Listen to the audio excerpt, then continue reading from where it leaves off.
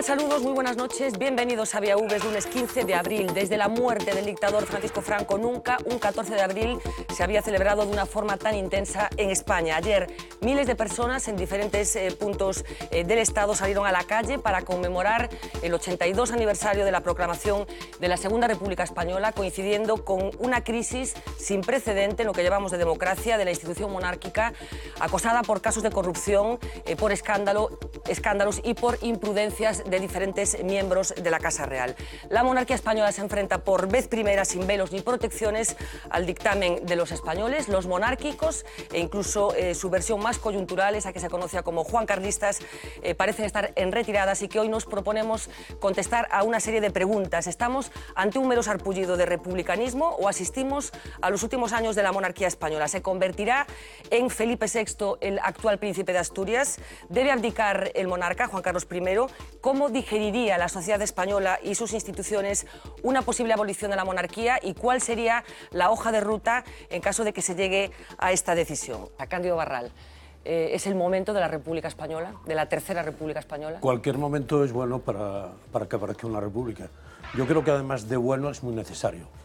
Discrepo absolutamente como era de esperar además, con mi compañero de mesa, en el sentido de que la república es un privilegio, o que la monarquía es un privilegio. La monarquía, lejos de ser un privilegio, es una rémora tremenda para este país.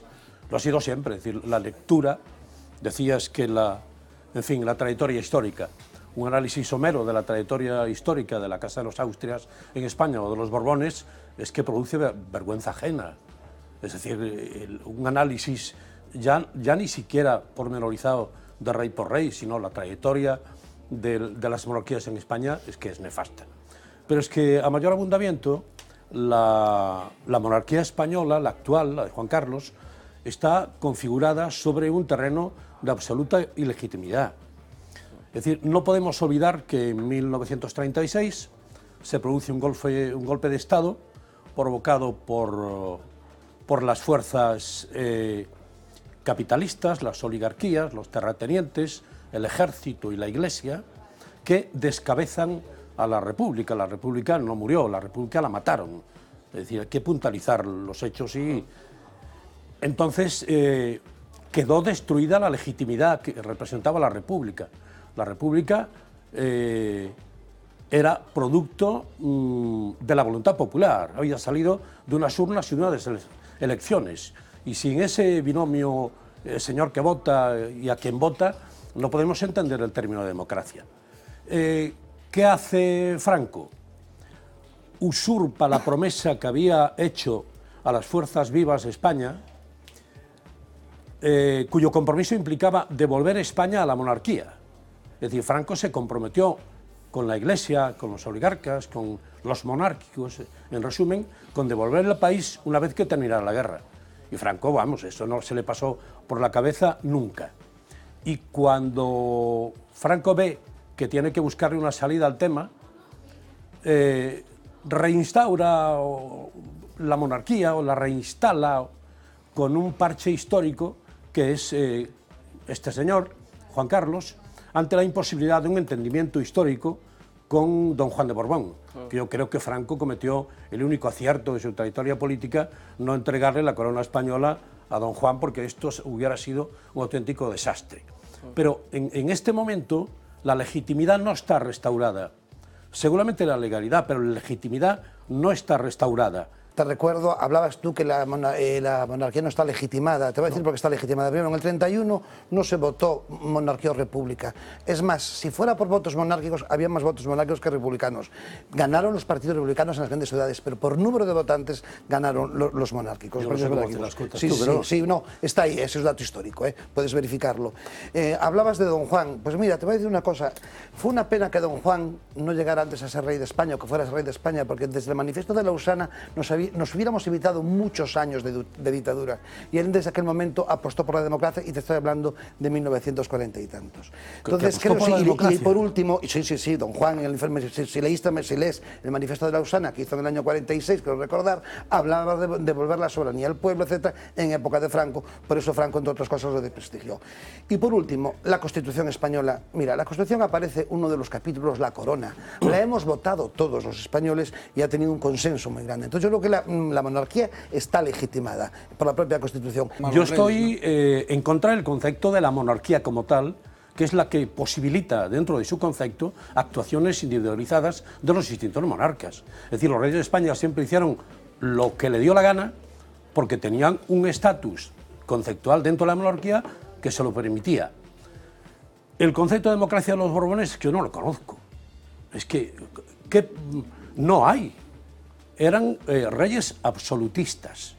Y no me vale que en momentos determinados de la historia tuvieran un parlamento o no tuvieran, porque hacían con la daba la gana. Hombre, yo, si no te enfadas, nunca, te diría que los Borbones en España solo se preocuparon del fornicio, de la caza, del tiro a pichón, de las comelladas y de este tipo de historias. Alfonso XIII llegó a cazar a butardas desde una avioneta, cuestión que es una auténtica barbaridad. Y no se preocupó nunca de nada, como el sistema democrático.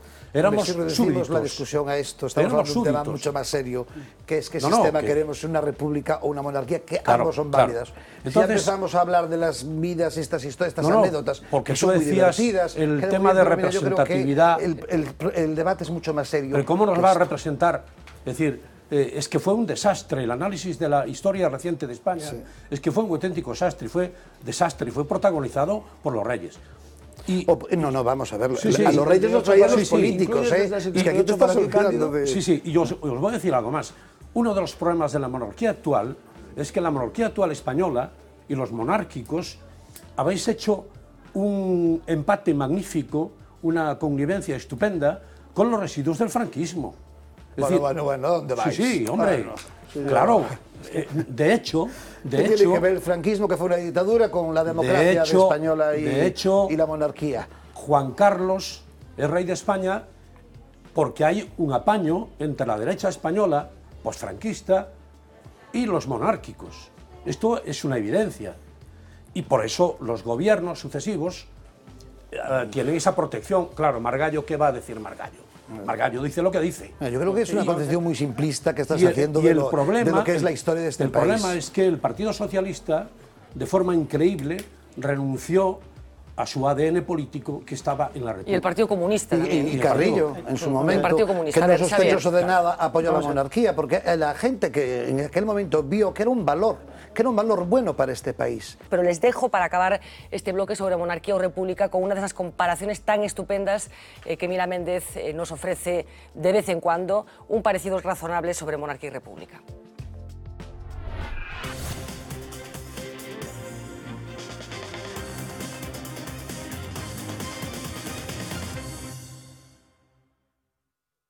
De intocable a más que tocada, la monarquía española está en boca de todo el mundo tras los últimos escándalos protagonizados por varios miembros de su familia. Por primera vez desde la transición se cuestiona su legitimidad y aunque nuestro país ya vio cómo se marchaban a la fuerza varios reyes a lo largo de estos últimos 2 siglos, la cuestión ahora es saber si estamos preparados para la pérdida de este monarca y más aún para un cambio de sistema.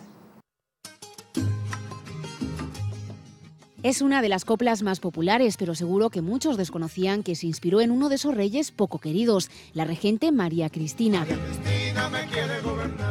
Fue a mediados del 19 y desde entonces el rosario de la desaprobación popular parecía superado en nuestra corona. La historia de la monarquía española, la monarquía parlamentaria, del século XIX y XX, bastante turbulenta. Isabel II, Amadeo de Saboya y Alfonso XIII, todos borbones y expulsados del trono. O rei comprobou que non tiña ni siquiera a confianza dunha parte fundamental do exército e da Guardia Civil, a sociedade o repudiaba e marchou. El abuelo del actual rey fue el último en tener que hacer las maletas. Llegaba la Segunda República. O desprestixio da monarquía en 1931 era socialmente mayoritario. Boa prova diso é que chegou a República sin necesidade de disparar un tiro. La historia que vino después es conocida: guerra civil, 40 años de dictadura y al fin la transición. Para mantener el orden constitucional dentro de la legalidad vigente. Probablemente non haxa en todos eses 2 séculos ningún rei que tivese durante tantos anos o apoio popular tan masivo que tivo Juan Carlos. Un remanso de tranquilidad inquebrantable hasta ahora. Cometeu o tremendo erro de que se destapasen uns comportamentos e uns escándalos no momento máis inoportuno posible. Que ya se marchen a su casa. Los mejores amigos de la República son los Borbones. La monarquía en un sistema democrático es una pieza que no entra de manera fluida y en consecuencia se le exige un plus de legitimación, un plus de legitimidad para que sea aceptada por los ciudadanos. Es matarme y ponerme un pino en la tripa. El rey ya no es inmune, al menos ante la sociedad, porque la Constitución se guardó bien de blindarlo. No es que sea intocable, pero sí es de muy difícil reforma. Los motivos para el enfado se acumulan, pero estamos ante la Tercera República. Hay un motivo para mí esencial. Son los propios demandantes de la Tercera República los que están diciendo la Tercera República tiene que ser una Tercera República de izquierdas. Claro, eso significa que la profecía no se va a cumplir nunca, ¿no? La República tiene que ser compatible con gobiernos de izquierda e con gobiernos de derecha. E por outra banda, o medo ao que pode vir, porque as 2 repúblicas que hubo en España non foron precisamente períodos de paz e de estabilidade. El camino más probable apunta a una continuidad del sistema, pero no de su protagonista. Sería, a mi modo de ver, empezar a preparar la sucesión. Aunque si algo nos ha enseñado la historia es que a veces es muy difícil predecirla. María Cristina me quiere gobernar. Oye, me quiere gobernar. María... Estamos acabando ya, pero queríamos recuperar un off the record que nos quedó del jueves pasado y que está inspirado en unas declaraciones del ministro de Educación, de José Ignacio Wert, que aclaraba en el Congreso que ser ministro y ser inteligente no tiene por qué ser sinónimo.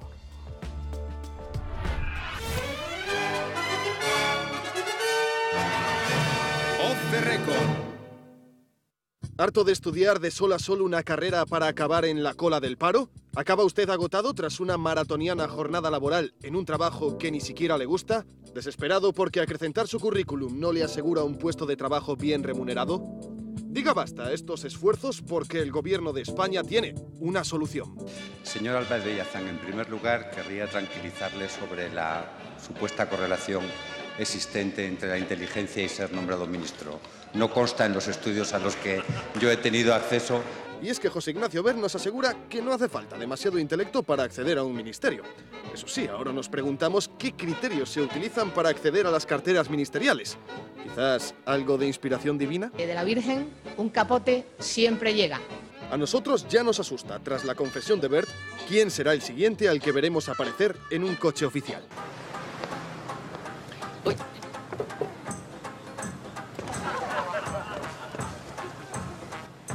Y nunca he probado el cannabis. Aunque en realidad, y visto lo visto, hay ejemplos de respuestas absurdas que bien podrían tener cabida en el Palacio de la Moncloa. ¿Usted cree que la mujer es el complemento del hombre? Yo creo que el hombre se complementa al hombre. Mujer con mujer, hombre con hombre y también mujer a hombre del mismo modo en el sentido contrario. En forma, efectivamente, de simulación o de lo que hubiera sido en diferido en partes de lo que antes era una retribución.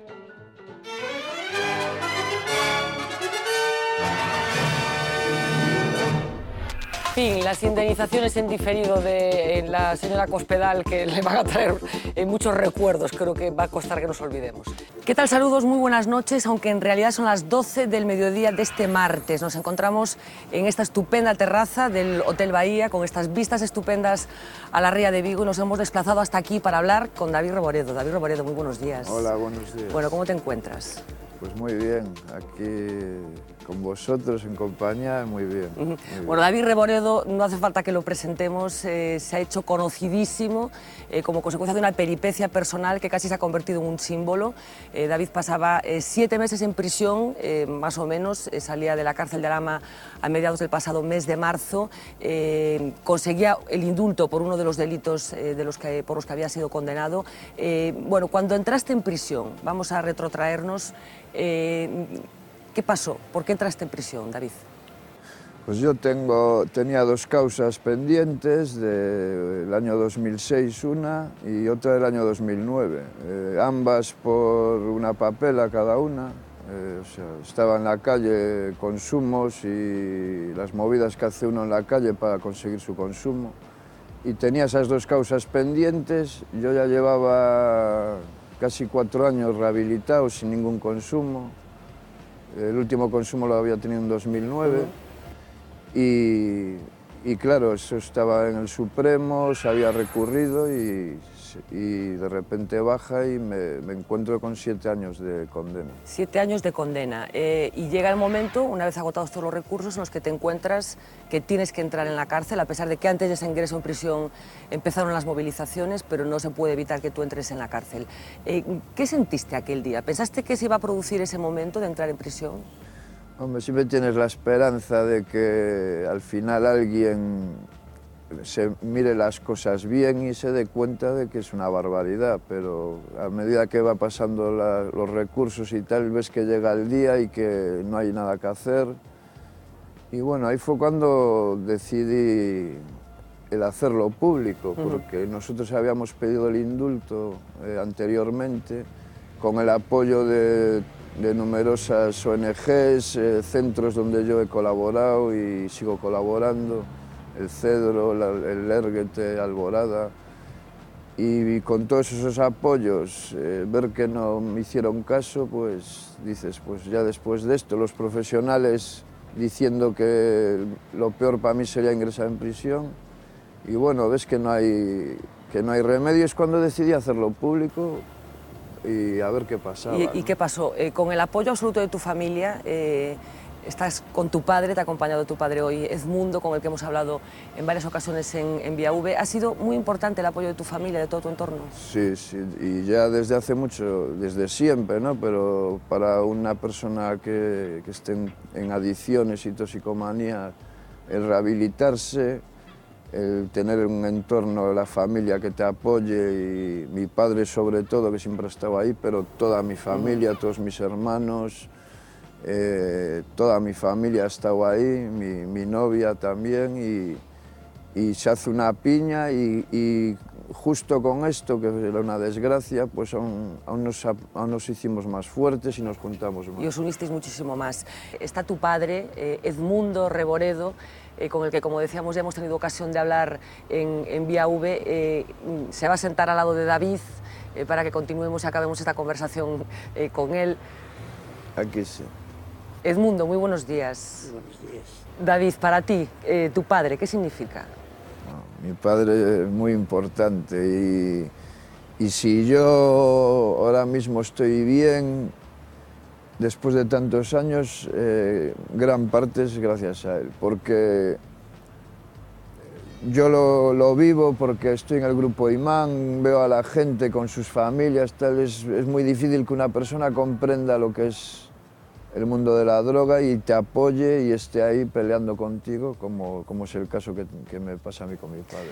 Edmundo, ¿vivieron momentos muy duros en la familia, en las épocas malas de David? Sí.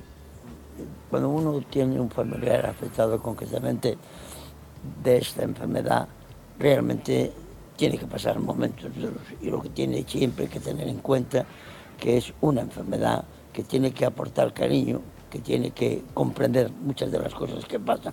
Eso es lo que no puede faltar nunca en la familia, si no es muy difícil la recuperación. ¿Pensó que esto no le iba a pasar a usted? Cuando fue consciente de que David tenía un problema, se preguntó, ¿por qué yo? ¿Por qué nos toca a nosotros esto? Sí, uno siempre se pregunta, pero claro, yo soy realista y digo, bueno, si esto está tan extendido, ¿por qué razón me va a pasar a mí? Pues claro, pues estoy dentro del juego, y al estar dentro del juego de la sociedad, pues a mí me puede caer. Es más fácil que me toque eso que me toque la lotería. Sí, que la lotería le toca siempre a los mismos, además. Vamos a compartir con ustedes la que sin duda es una de las imágenes del día y me dirán mis compañeros de mesa si el símbolo de una época que se ha acabado. Vamos a verlo.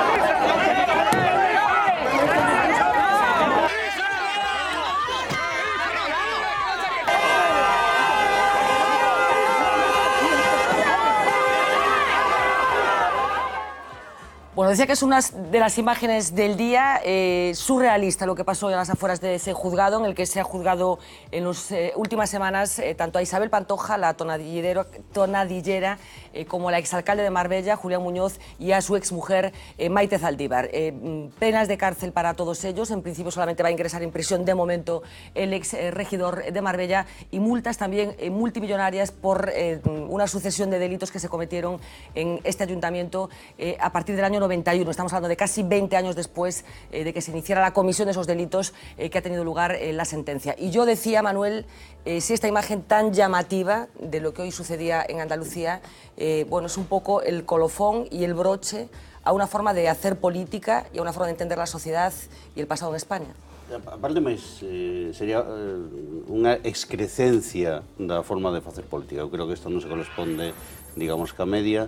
Isto é o resultado, hai que recordarlo, dun intento de crear un partido parafascista en España que se chamaba o GIL, ¿no? Que era o acrónimo do propio apellido de Gil y Gil, que non só gobernou Marbella, sino que tentou estender a súa influencia no conxunto de Andalucía, non? E isto son a ópera bufa daquel proxecto político de extrema dereita que estaba trufado de corrupción. Queríamos hablar un poquito de Boston y de los gallegos que ayer estaban en esa maratón, la más antigua de las que se celebran en el planeta, y que consiguieron salir sin ningún daño de esos atentados cuya autoría todavía no ha sido aclarada. Vamos a verlos en este vídeo.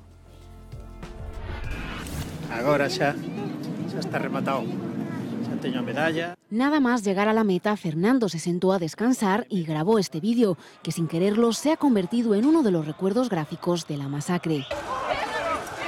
Lo que se escuchan de fondo son una y dos, las bombas que sembraron el pánico. Estaba relatando no vídeo pois as miñas sensacións de carreira, e sonan os dous seus toridos e eu sigo con a aparente tranquilidade. Aquí, en el medio del caos, se encontraba también otro gallego, Pedro Estévez. Imposible no recordar con el miedo todavía en el cuerpo un ataque del que se libró por los pelos. Eu por 10 minutos me houver pillado a min. Casi 10-15 minutos píllame de cheo. Apenas 400 metros los separaron de las detonaciones. Un caos porque non te deixan salir, aquilo foi un inferno, estaba cheo de bomberos, de policía, de todas partes, acordonando a zona, xente que a onda expansiva caía ao suelo. A él y a su mujer, que si vio como otros familiares no corrieron la misma suerte. Eu porque tiña ao meu marido ao meu lado cando oín a bomba, pero non me imagino, é que non me quero nin imaginar que sería oír a bomba e ainda non habernos encontrado. El maratón de Boston es uno de los más prestigiosos del mundo, de ahí la presencia de atletas de todos los rincones. Hai máis de 180 países participando ya na maratón de Boston, e a máis antigua do mundo e a máis prestigiosa. Corredores de fondo, esta era una prueba para la que no estaban preparados. Tiña en mente facer máis maratóns, pero ahora nestes momentos non. A mí concretamente estaba afectando bastante. Un remata de correr con toda a felicidade que supón chegar a meta despois de 42 kilómetros, esa euforia se ven abaixo en nada. É o que hai. que saibades que eu estou tranquilo. Su próxima meta es ahora regresar cuanto antes a casa.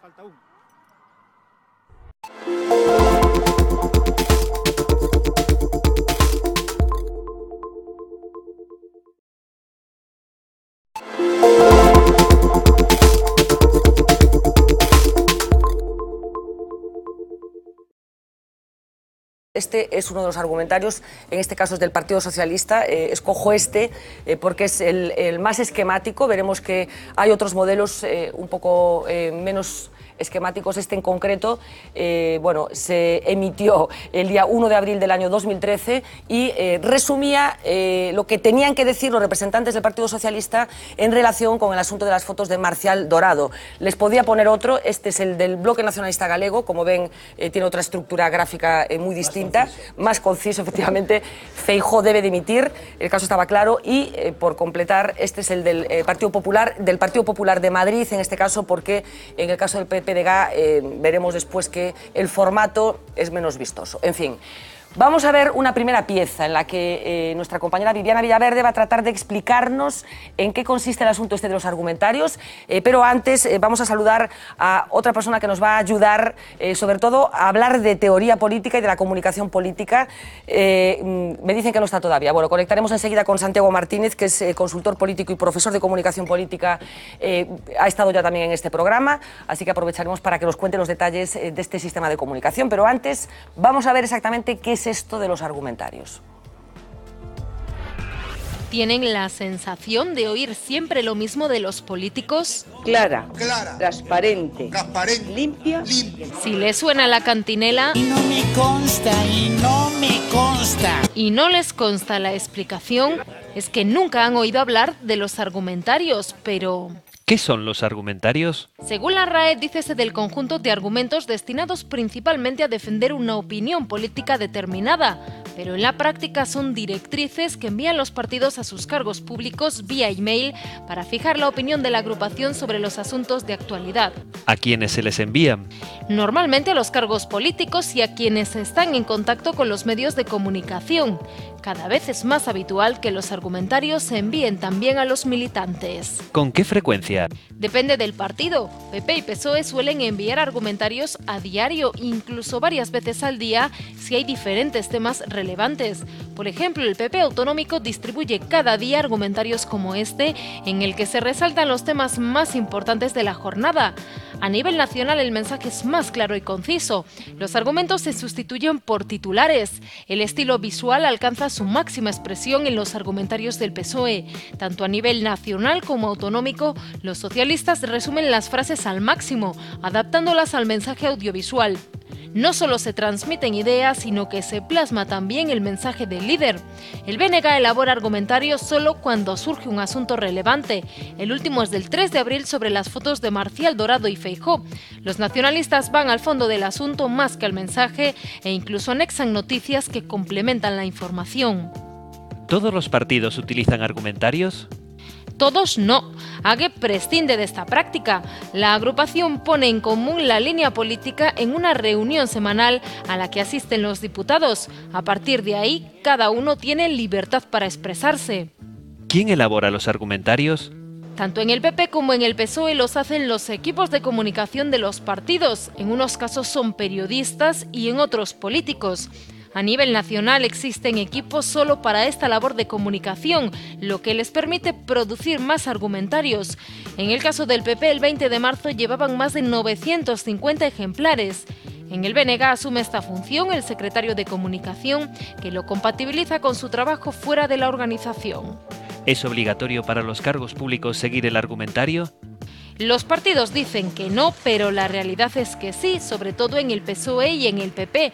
El BNG permite estatutariamente la discrepancia pública. No se sanciona, pero sí se cuestiona internamente a quien se sale de la línea oficial. ¿Le aporta algo al ciudadano? Los defensores de los argumentarios sostienen que es el método más eficaz para trasladar la opinión del partido a la población.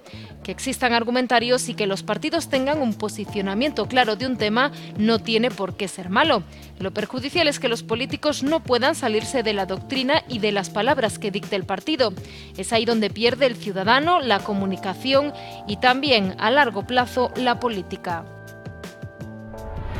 Todo o mundo en Galiza sabía que se dedicaba cada un, porque o primeiro, os que facían cartos co contrabando de tabaco, pasáronse o hachís e a cocaína, mentre seguían compartindo mesa e mantel cos políticos da época. Para min o máis fácil sería dimitir, o digo claramente, non? Pero creo que precisamente nestes momentos o que corresponde é un exercicio de responsabilidade. A los compostelanos e a las compostelanas que lamento e que lamentamos profundamente esta situación e además pedir que estén tranquilos,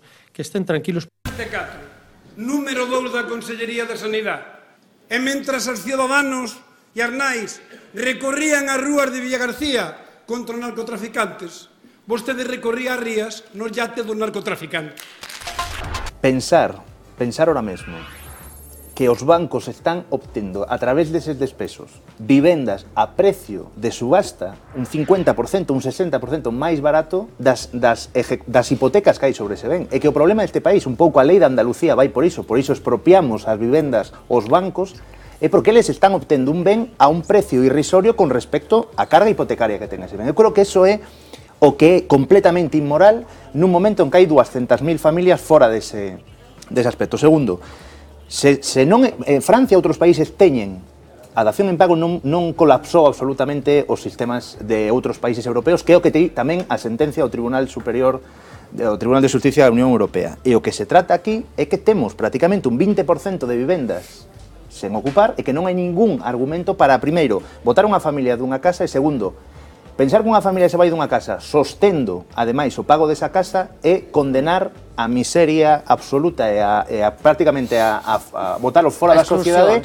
porque non existe unha alternativa. Descapitalizar los bancos, hombre, yo entiendo perfectamente que hay que quedan descapitalizados, pero mira, si ya les dimos 180.000 millones de euros. Que eu estou en contra, No, xa o sei, por eso digo, se a Unión Europea lles deu 300.000 millóns de euros, home, con 480.000 millóns de euros, si encima se quedan descapitalizados, pues casi merecen quedarse descapitalizados, empezamos de novo, pechamos a porta, empezamos de novo. Es que hay que pagar los pufos de los partidos políticos. Claro, es que hay que pagar todos los pufos, y ahora quienes tienen que pagar todos esos pufos son los que no habían terminado de pagar la deuda. En situaciones normales, yo creo que este país ahora está en una situación que no es normal, está en una situación de excepción. Tenemos que partir de eso. Y ese es el punto que para mí me cambia mucho de las cuestiones que yo pienso. Claro, es que por eso, en situación normal, yo no tenía este planteamiento. Yo voy a hacer un planteamiento más general, pero también para enfocar perdona, Gonzalo, es que este debate no existía hace 5 años y ya había desahucios. Ya había desahucios, claro. Para agilizar los desahucios. Hay que recordar que hace 7 años se aprobó una ley para agilizar los desahucios en el Congreso de los Diputados que se aprobó, yo no recuerdo si fue por unanimidad, pero desde luego con una amplísima mayoría. Con una amplísima mayoría. Cunha defensa férrima do BNG, de Esquerda e moitas forzas. Vale, entre todos 4 diputados. A ver, espera que estaba acabando Gonzalo. Yo creo que la seguridad jurídica en cualquier sociedad moderna y avanzada es fundamental. El respeto a las leyes y a los contratos es fundamental en cualquier sociedad. Siempre y cuando las leyes sean justas. No, es que es importante, claro. Es importante, claro. Yo estoy bastante en desacuerdo. Yo querría, es decir, el criterio de justicia es un criterio individual. Tú puedes creer que una ley es justa y yo puedo creer que una ley es injusta. La ley es ley si emana del Parlamento. Claro. Y por lo tanto, lo que yo estoy diciendo, y es que voy a ir al punto al que vas a llegar, al mismo que llegues, pero déjame ir por el hilo argumental que me parece el correcto. Lo que estoy diciendo es que una ley... Argumentario. No tengo yo, sabes que argumentario nunca me han dado. Porque igual se lo mandará él, igual se lo mandará él. A los hechos me remito. A los hechos me repito. Lo que quería decir es que... la seguridad jurídica es fundamental para muchas cuestiones económicas, políticas, sociales. El imperio de la ley y el cumplimiento del Estado de Derecho van unidos a ello. El respeto a la Constitución, al marco jurídico. Completamente de acuerdo, económicos. Esto todo es vital. Por lo tanto, cada vez que algo de eso no se cumple, eso tiene un coste para un país. Efectivamente. Es decir, cuando incumplimos una ley, cuando hacemos cambiar una ley, cuando la ley se le aplica a unos sí, a otros no. Déjame acabar un minuto, déjame acabar.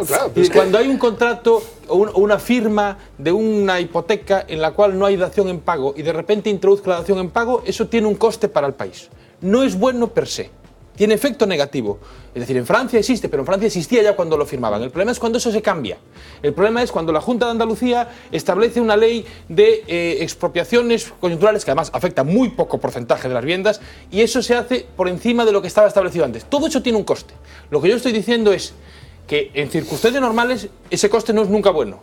Pero en este momento el país tiene una situación tan excepcional que este país tiene que asumir costes en muchos otros índoles de crecimiento y demás, porque esos costes permiten otros beneficios en términos de bienestar social. Y tenemos que buscar cómo integrar a un montón de población que se queda fuera del sistema, que no se le da una opción, que están marginados, y evidentemente habrá que ponderar para conseguir minimizar los costes que tengamos en el sistema y en la credibilidad del sistema legal del país, pero para permitirnos, reduciendo esos costes, conseguir que haya cientos de miles de ciudadanos que puedan subir en una democracia de calidad. Y es que esa es mi posición para apoyar un cambio de las cuestiones. Con el fariseísmo que hay en este tema, ¿no? Quiero decir, o sea, yo creo que por principio nadie está a favor de que desahucien a nadie, yo creo que nadie está a favor de tal, pero es que a mí me produce hilaridad, sonrojo y hasta cierto cabreo en algunos momentos ver cómo los adalides ahora de todo este tema de la socialización de la propiedad privada y todas estas cosas, resulta que todos esos ayuntamientos, juntas de gobierno, juntas provinciales, toda esta gente tiene un porcentaje de toda la urbanización que se hace en todos los ayuntamientos, en todos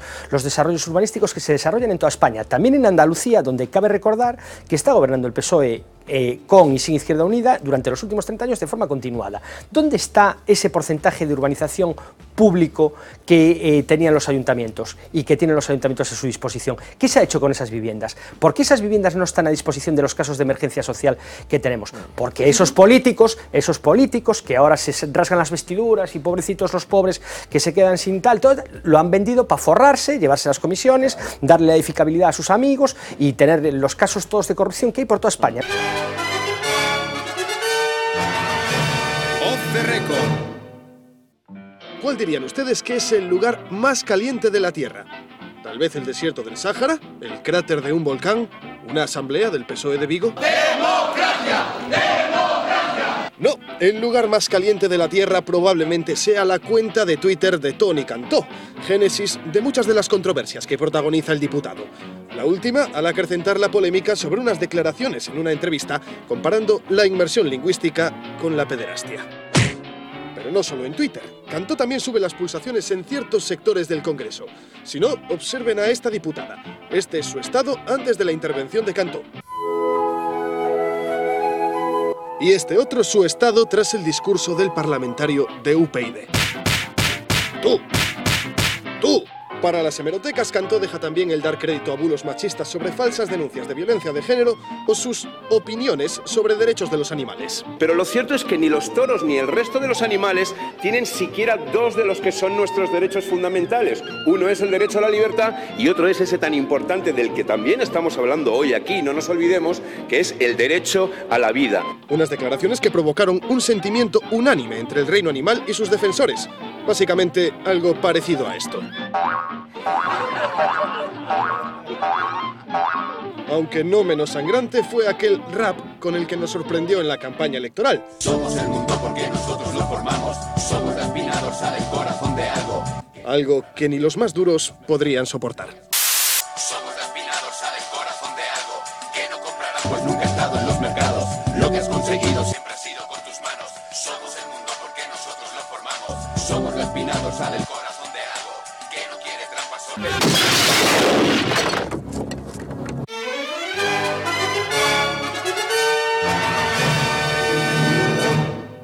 Yo que soy una madre convencida y yo que creo y que me encanta atender a mujeres que quieren ser madres y que me encanta acompañar los embarazos y creo que no se puede causar un mayor dolor a una mujer que toma una decisión que es tremendamente difícil. Bueno, a ver, Marta, que no tenemos una persona que todavía no ha intervenido, que es Marta Dieguez, voluntaria, como decíamos, de Red Madre y con una experiencia particular. ¿Cuál es, Marta?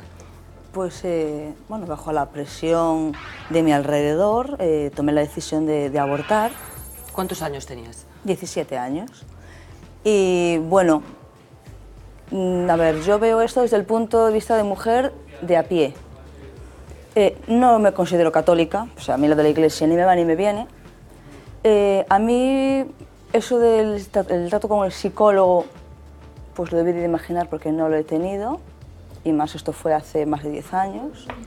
No sé si en test psicológico lo llaman a dibujar un árbol y una casa, fue lo único que me mandaron a hacer. Sí he notado, es que es realidad, A ver, yo creo que una mujer puede decidir cuando tiene toda la información en la mano. La peor experiencia que he tenido es en la misma clínica, aquí de Coruña, que de aquella creo que solamente existía esa, haciendo una ecografía, yo me incorporo y le digo yo al ginecólogo, ¿es el bebé? Y me dice, aquí no hay ningún bebé. Dije, bueno, bebé, feto, embrión, llámelo usted como quiera. O sea, no me niegue que ahí hay una cabeza y un cuerpo, ¿no? Esa es la manera de decirnos que, igual que en el centro de orientación familiar, me dijeron en su momento, es un grupo de células, un coágulo de sangre, o sea... A ver, yo puedo tomar la decisión de abortar o seguir adelante... Pero tú dices que te sentiste presionada. ¿Por quién? Pues en este caso, la gente de alrededor, por una parte familia, por otra parte, bueno, pues la sociedad de ¿y qué vas a hacer tan joven con un niño? No vas a poder seguir adelante tus estudios. Y después de haber tomado la decisión, volvemos a encontrarnos con que, como no has seguido adelante con tu embarazo y has decidido abortar, mira lo que has hecho, ¿no? Que cualquiera de las decisiones están juzgadas. Y eso hoy en día lo sigo viendo en las chicas que, bueno, pues que me han llegado, ¿no? Y que he tratado con Raz Madre, es cuando toman la libre decisión de seguir adelante con su embarazo, les critican porque estás sola o porque te van a dejar o porque tienes, bueno, infinidad de cosas, ¿no? Que le pueden decir. Y cuando han llegado y, bueno, y que han tenido pues, ese trauma porque han abortado, se encuentran con lo mismo. Marta, pone encima de la mesa una cuestión que tiene que ver con la falta de información. Yo, Manuel, no sé si aceptamos esto, de que hay falta de información. Vamos a ver, creo que a día de hoy la información es más que suficiente y generalizada. Voy a situar una cuestión. Es verdad, el número de abortos se ha disparado de un modo exponencial. Por ejemplo, en el año 1991 eran 37.231. En el 2001, 10 años después, 69.000. Ahora estamos en ciento y pico mil. Hay diferentes teorías para explicar... Bueno, la población es distinta, ¿eh? La población es distinta. Hay diferentes teorías... La población del año 85 y la actual no tiene nada que ver. Pero de todas formas no sigue. Simplemente el crecimiento es mucho mayor que el crecimiento exponencial de la población. Entonces hay muchas teorías para explicar esto. Hay gente que dice, bueno, el aborto se utiliza como un medio anticonceptivo más, se ha banalizado. Pero hay que analizar muy despacio estos datos. Yo en concreto he estudiado informes del CSIC sobre esto y se ve que, por ejemplo, muchas mujeres que abortan son mujeres de alto nivel cultural, con una situación profesional muy instalada. Incluso en muchas de estas mujeres se da el fenómeno de aborto de repetición, ¿no? Vamos a ver, tenemos la juventud y la población más instruida en muchas décadas, ¿no? Del mismo modo que no hay que hacer una explicación fácil del feminicidio, porque hay más feminicidios en los países del norte de Europa con políticas de igualdad desde hace mucho tiempo, tampoco hay que examinar los datos de aborto de un modo simplista. Y yo creo que puede haber algo de sintomático, y de hecho por la clínica lo compruebo, que sobre todo cuando hay abortos de repetición, puede haber algo de sintomático. Algo, como todo síntoma, que no se quiere, pero que no se puede evitar repetir y todo esto. Bien, a esas mujeres hay que ayudarles a entender lo que pasa por una razón fundamental, porque prácticamente ninguna mujer aborta por gusto y siempre es una situación desagradable. Desagradable o de fracaso, incluso. De fracaso que provoca malestar, frustración, malestar. Esto lo sabemos todos. Es decir, que el aborto no es plato de buen gusto para ninguna mujer. Y por lo tanto, si eso se da de esta manera, habrá que intentar algo. Pero algo no es la criminalización, porque entonces las consecuencias son que al malestar de abortar, que siempre acompaña a toda mujer, se una una culpabilidad que entonces sí que puede tener efectos patológicos. Me parece que si una mujer aborta presionada, ahí hay que estar radicalmente en contra de eso, ¿no? Es decir, sea por la familia, sea por el medio, etc. Y es ahí... Y viceversa también. Pero viceversa también. Viceversa también. Y también esto introduce la cuestión de la edad, ¿no? Y de si los padres tienen que estar informados o no, pero bueno, si esto lo... A ver, Segrelles. Yo por alusiones quería hacer dos consideraciones. La primera, se ha hablado de dinero, de negocio, etcétera, etcétera. Mire usted, durante 23 años, y de ellos son testigos, desde la presidenta de Amas de Casa actual hasta todas las asistentes sociales de Galicia, yo he hecho beneficencia en el tema de interrupción de embarazo por valor de 3.000 euros mensuales. Multiplique 23 años por 12 meses y por 3.000 euros. Yo no me refería a usted. No,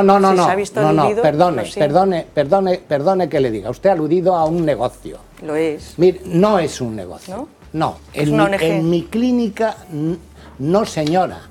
Es una forma de vida y es un acto médico como otro cualquiera. Porque yo por operar un útero también cobro. Y es lo mismo. Se puede hacer en la seguridad social también. Claro, también se puede hacer en la seguridad social. De suyo lo hice. ¿Y sabe usted por qué me fui? Porque solo dependía de mi firma el hecho de que una mujer abortara o no abortara. Y entonces decidí marcharme, porque yo no me consideraba juez. Y después, a esta señora, con todo el respeto, que ha sido paciente de una clínica que yo tengo a bien dirigir y he dirigido, y la he dirigido cuando ella ha abortado, que diga toda la verdad. Y diga usted toda la verdad, porque yo se la voy a contar a usted, ¿sí? Toda la verdad se la voy a decir yo a usted. Pues dígamelo. A usted le hicieron dibujar una casita y un árbol, ¿verdad? Sí. Pero se le hicieron también una serie de preguntas. ¿Cuántas? Por favor. Había unas preguntas. Muchas preguntas. Muchas. Para no considerarse un juez, es usted muy inquisitivo, ¿eh? Para nada. Se le hicieron muchas preguntas. No. ¿No se le hicieron preguntas? Sí, pero no muchas preguntas. Bueno, yo le podría haber traído el test que aún está en vigencia, que tiene como mínimo 25 preguntas. Se le hicieron las preguntas. ¿O no se le hicieron las preguntas? ¿Se hicieron preguntas? Pues sí. Diga toda la verdad. Sí, sí, por Y supuesto. diga otra cosa. Yo no le he dicho que no se hayan hecho preguntas. La que hizo las preguntas sí. Era una psicóloga clínica. Y segundo lugar, en otro despacho anexo, ese test que usted hizo fue compulsado si realmente tenía o no usted motivos suficientes psicológicos o estaba suficientemente desasistida o, en el caso de usted, no descubrimos que hubiera presiones, otras veces lo descubrimos, y ese psicólogo hizo un informe, que a su vez ese informe pasó por mis manos, y yo hice un informe preceptivo, diciendo que el caso de usted se adecuaba a derecho. Pues qué rápido Por lo eso hizo. le digo que diga usted toda la verdad. Yo no he dicho que no habían hecho preguntas, pero me parece increíblemente rápido cuando de una habitación muy pequeña, que eso lo recuerdo perfectamente, no teníamos me han pasado más medios. Directamente a una silla para esperar y directamente al quirófano. No teníamos en 10 minutos. Sí. Son afectados por las preferentes, coincidiendo con la salida de los trabajadores de NCG en A Coruña.